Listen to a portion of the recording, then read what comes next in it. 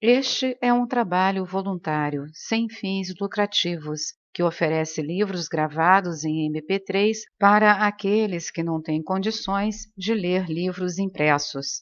Para ouvir este e outros livros gratuitamente na íntegra, acesse nosso canal e leia as instruções na aba Sobre. Este livro foi gravado para o uso exclusivo da pessoa com deficiência visual, não podendo ser comercializado de acordo com a Lei nº 9.610, de 19 de fevereiro de 1998. Será que essa história de reencarnação é mais do que uma não localidade quântica? Há muitos anos, e isso antes de ter começado a pesquisar a respeito de reencarnação, fiquei intrigado quando li algo sobre um rapaz do Sri Lanka que, quando criança, embora tivesse sido criado como cristão, recitava cânticos budistas incomuns. Quando ele ficou um pouco mais velho, seus pais o levaram para conhecer diversos mosteiros budistas. E ele se lembrou de ter vivido em um deles em sua vida anterior, junto com seu professor. Os pais do rapaz mencionaram os cânticos da infância e os especialistas disseram que sua pronúncia do Pali, que é uma variante do sânscrito usada nos mais antigos textos budistas, era bem diferente da pronúncia moderna. Embora na época eu não acreditasse por um só instante na possibilidade de se desenvolver a ciência da reencarnação, também não tive dúvidas sobre a autenticidade da história. Isso me levou a ler mais sobre reencarnação. Histórias como essa não são incomuns, mesmo na cultura ocidental. Mais comuns ainda são histórias de experiências de quase morte, conhecidas como EQM. Pessoalmente, conheço diversas pessoas que passaram por experiências desse tipo e foram profundamente afetadas por elas. Mas muitos cientistas permanecem bastante céticos, arraigados a um sistema de crenças newtoniano. O médico Raymond Moody, primeiro pesquisador a escrever sobre EQM, conta uma história que vou parafrasear. Certa vez, Moody estava dando uma palestra sobre seu trabalho e alguém da plateia, um cirurgião, levantou-se e o criticou. Você menciona muitos pacientes do coração que tiveram experiências de quase morte. Eu também realizei diversas operações que salvaram vidas. Nenhum de meus pacientes me contou que teve experiências como essa. E então, outra pessoa da plateia atrás do médico disse: não contamos porque sabíamos que você não iria acreditar em nossas experiências. Isso me lembra uma história. Um garoto fez um desenho. Quando ele o mostrou para os adultos, estes o elogiaram pelo belo desenho de uma cartola. Mas não é uma cartola, disse o garoto. É um elefante anão engolido por uma jiboia. No entanto, apesar dos protestos do menino, os adultos só conseguiram ver uma cartola. O leitor lembrou-se da história? Está em O Pequeno Príncipe, de Antoine de Saint-Exupéry. Talvez esta história represente melhor a incapacidade de muitos cientistas para admitir que haja substância nas pesquisas sobre a morte e a reencarnação das últimas décadas, substância suficiente para orientar a pesquisa teórica. Esses cientistas sofrem de uma síndrome que alguns chamam de "vejo a coisa quando acredito nela".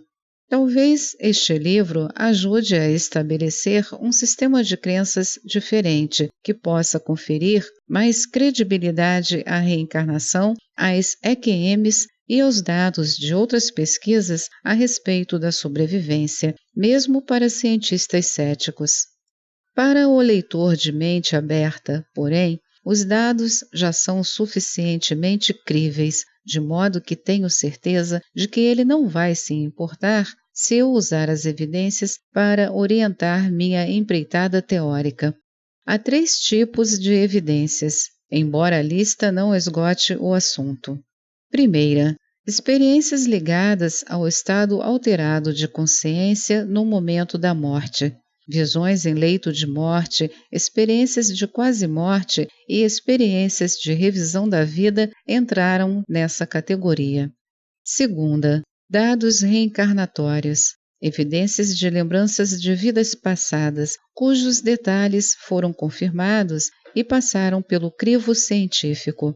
Recordações de vidas passadas mediante regressão hipnótica, sob drogas como LSD e por meio de outras técnicas, como a respiração holotrópica desenvolvida pelo psiquiatra Stan Grof. Leituras de vidas passadas feitas por terceiros, como Edgar Cayce. Pessoas com talentos ou psicopatologias incomuns que não podem ser explicados apenas com as experiências condicionantes desta vida.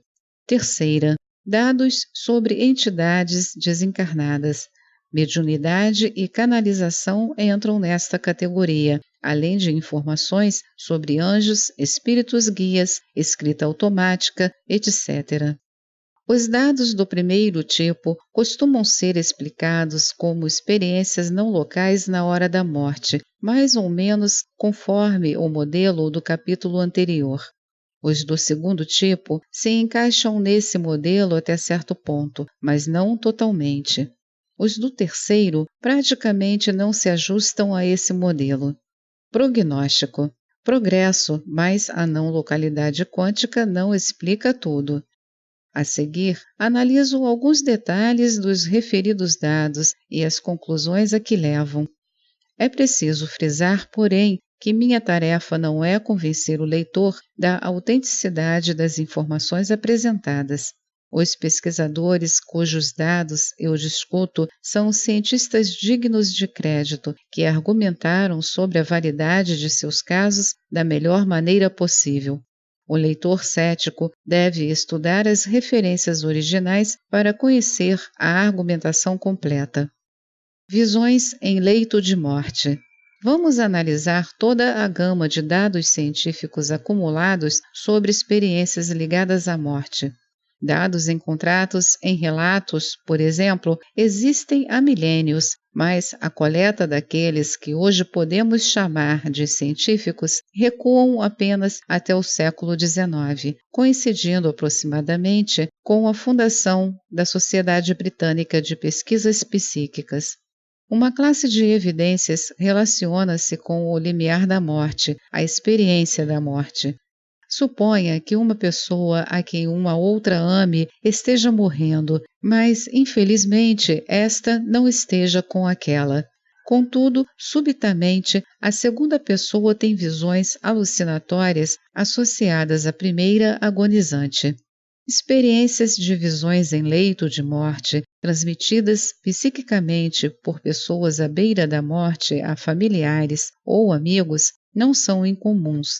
Com efeito, dados desse tipo recuam a 1889, quando Henry Sidgwick e seus colaboradores começaram uma compilação de 5 anos de um censo de alucinações. Sidgwick descobriu que um número significativo de alucinações relatadas referia-se a pessoas que estavam morrendo num período de 12 horas à distância do sujeito sofrendo da alucinação. Dados mais recentes são ainda mais sugestivos. No estudo feito pelos psicólogos Ozis e Haroldson em 1977, o sujeito não correlacionado não vivencia as alucinações de uma pessoa agonizante em sofrimento. As comunicações se assemelham mais à PES com outra pessoa sã. Mas, se uma pessoa agonizante pode transmitir a paz e a harmonia de uma pessoa sã, será que ela não está em um estado de consciência incomum? Nessas visões em leito de morte, o sujeito agonizante parece transcender a situação da morte, que com efeito é dolorosa e confusa. O sujeito agonizante parece experimentar um campo de consciência diferente do campo das experiências comuns. Há evidências de que mesmo pacientes que sofrem de Alzheimer podem recuperar a lucidez quando morrem. Por falar em pacientes com Alzheimer, a médica e autora Raquel Naomi Remen, em 1996, conta a história de Tim, cardiologista cujo pai sofria de Alzheimer desde que Tim era adolescente. Nos últimos 10 anos de sua vida, o pai de Tim foi ficando cada vez pior, praticamente vegetativo. Um dia, porém, quando Tim e seu irmão estavam sentados a seu lado, ele ficou pálido e caiu para a frente na cadeira. O irmão de Tim disse a este para telefonar para um hospital, mas antes que Tim pudesse responder, a voz de seu pai, que há 10 anos ele não ouvia, interrompeu.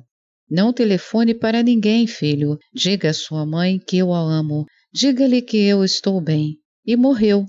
Mais tarde, a autópsia mostrou que o cérebro fora destruído pela doença. Abala nossas convicções comuns a respeito da morte, não é? Em minha opinião, as visões em leito de morte corroboram perfeitamente o modelo teórico do capítulo anterior.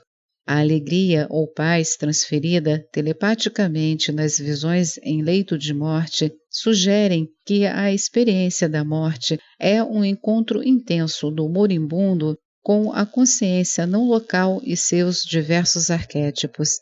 Na comunicação telepática de uma experiência alucinatória, vê-se claramente que a identidade com o corpo agonizante e em sofrimento ainda é forte. Depois, porém, essa identidade esmaece.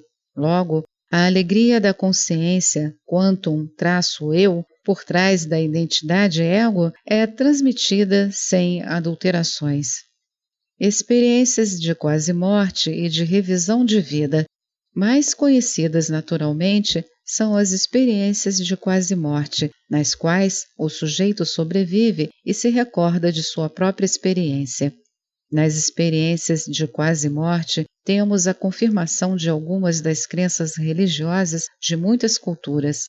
O experimentador descreve como atravessa um túnel até outro mundo, geralmente conduzido por uma figura espiritual conhecida em sua tradição ou por um parente morto. A experiência de quase-morte também dá suporte direto à ideia da janela não local que se abre no momento da morte.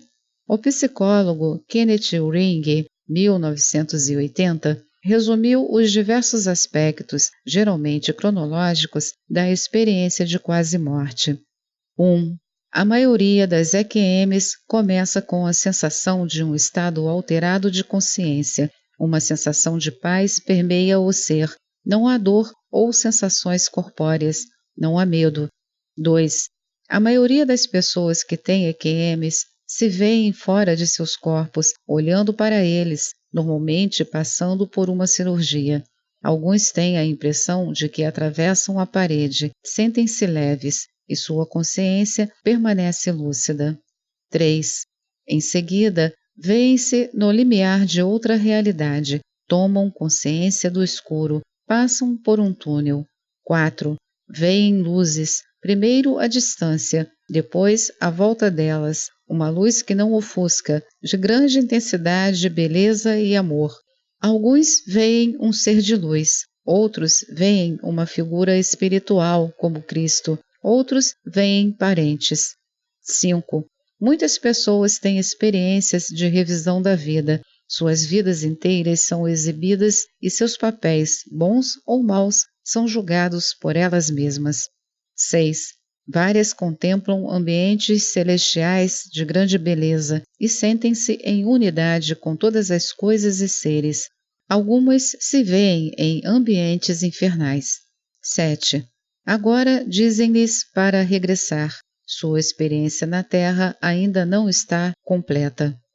A abertura da janela não local na EQM é notável.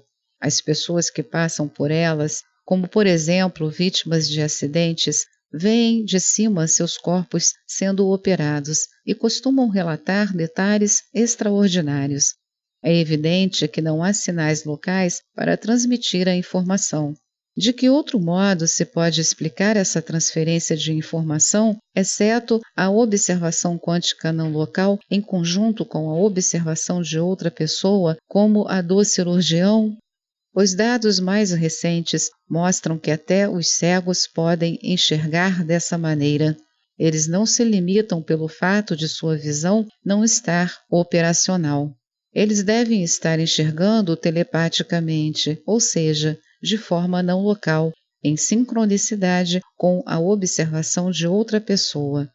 Não é preciso ver uma contradição aqui, só porque quem passa por uma EQM costuma ver seu corpo enquanto flutua pelo teto e o ponto de vista do cirurgião ou dos assistentes, embora seja de cima para baixo, não é exatamente o mesmo. A explicação é similar à da telepatia mental. Enquanto o cirurgião olha para a mesa de operações e recebe a informação real, a consciência causa o colapso de uma realidade similar dentre as possibilidades quânticas disponíveis no cérebro do sujeito correlacionado que tem a EQM. Logo, pequenas diferenças, como a perspectiva da observação, podem surgir com facilidade. O fato de EQMs serem encontros com a consciência não local e seus arquétipos promana desses dados diretos. Uma nova dimensão da pesquisa sobre EQMs é que, quando se estuda a vida da pessoa após a experiência, percebe-se que a EQM levou-a a uma profunda transformação no seu modo de vida. Muitas delas não têm mais, por exemplo, o medo da morte que paira sobre a psique da maior parte da humanidade. E, de modo geral, os sobreviventes de EQMs conseguem viver uma vida dedicada ao amor e ao altruísmo, sugerindo uma transformação espiritual manifestada pelo insight obtido no encontro quase fatal com o eu quântico. Qual seria a explicação para as imagens específicas descritas por pessoas que passam pela experiência de quase morte?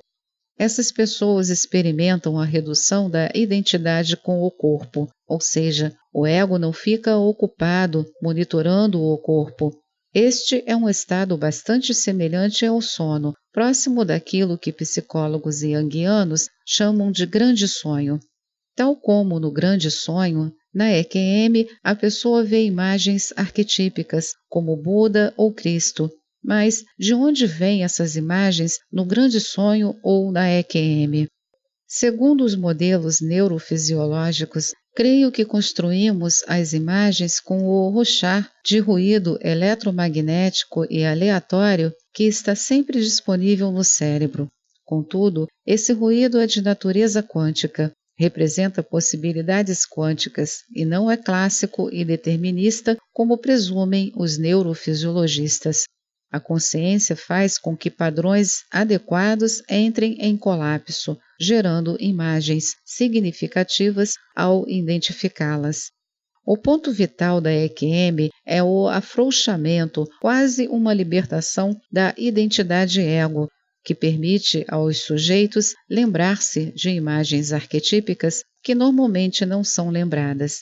As imagens visualizadas de figuras espirituais, parentes, são claramente arquetípicas.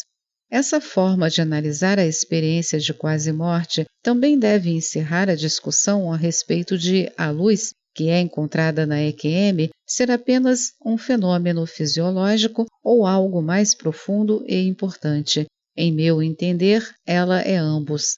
O que os materialistas não percebem é que as pessoas que têm experiências de quase-morte lidam com aquilo que está disponível fisiologicamente em seu cérebro, mas extraem novo sentido disso, assim como fazemos em uma experiência criativa na qual transformamos uma cena cotidiana em um novo insight. Em outras palavras, é a consciência e não o cérebro que organiza os eventos neurológicos em uma singular experiência espiritual. Finalmente, muitos pacientes que passam por experiências de quase-morte relatam experiências de revisão da vida nas quais suas vidas inteiras, ou pelo menos uma parte significativa delas, passa diante de seus olhos.